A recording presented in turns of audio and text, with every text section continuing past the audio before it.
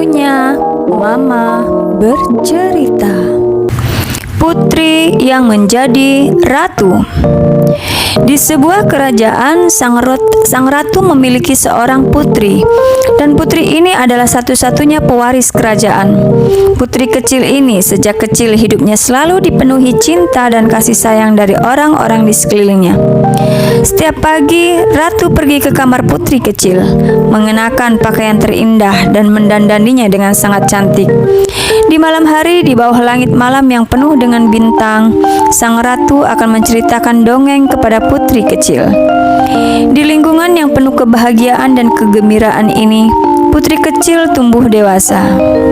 Suatu hari, ratu menarik tangan putri kecil, pergi ke kandang kuda dan dengan serius berkata kepadanya, "Nak, mulai sekarang kau akan dipersiapkan untuk menjadi ratu."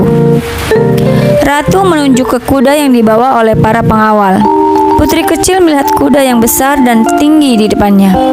Mundur beberapa langkah dan dengan takut-takut berkata, "Dia terlalu tinggi, saya tidak ingin menunggang kuda." Meskipun putri kecil menolak dengan segala cara, tetapi ratu sedikit pun tidak mau mengalah. Dia memerintahkan penjaga untuk menaikkan putri secara paksa ke punggung kuda, memberi putri sebuah cambuk. Kemudian ratu dengan kuat-kuat memukul pantat kuda. Kuda itu pun terkejut dan segera berlari kencang. Putri kecil yang berada di atas kuda menangis ketakutan.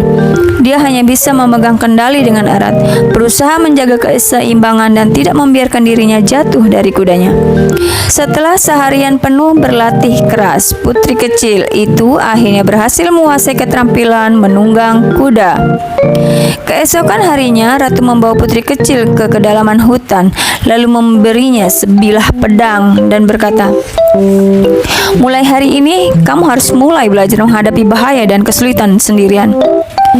Putri kecil itu menangis, mengejar ibunya dari belakang sambil berteriak, "Bu, jangan tinggalkan aku." Tapi ratu tidak menoleh dan tidak mempedulikannya. Dia dengan para penjaga pergi meninggalkan putri kecil. Putri kecil yang kelelahan akhirnya berhenti menangis dan tidak mengejar lagi. Dia tahu bahwa dia sekarang harus menghadapi apa yang akan terjadi sendirian. Tiba-tiba ada suara aneh dari arah rerumputan. Putri kecil menoleh dengan ketakutan dan melihat sepasang mata hijau samar di sana, menatap dan mengawasinya. "Itu serigala." Putri kecil masih tidak punya waktu untuk berpikir. Serigala sudah keluar dan menerkamnya. Pada saat ini, putri kecil tidak peduli betapa takutnya dia. Dengan memegang pedang ditikamnya serigala itu. Hanya terdengar teriakan yang mengerikan. Serigala itu jatuh ke tanah dan mati. Melihat darah serigala menempel di pedang yang digenggam tangannya, putri kecil mengira dia telah membunuh serigala. Tanpa melihat dengan seksama, putri sudah berlari panik menjauhi serigala. Putri berangsur-angsur tumbuh dewasa saat itu. Ratu jatuh sakit dan meninggal tak lama kemudian. Putri kecil masih membenci ibunya sampai penjaga membawanya ke spesimen serigala, yaitu serigala yang dibunuh oleh putri kecil di hutan waktu itu. Pada saat ini, putri kecil baru memperhatikan bahwa meskipun ada bekas yang ditinggalkan oleh pedangnya, tapi ada anak panah yang tertancap di kepala serigala lah yang membuatnya mati. Ternyata setelah ratu meninggalkan putri kecil, ratu diam-diam kembali dengan seorang penjaga untuk mengamati dan melindungi putri kecil itu.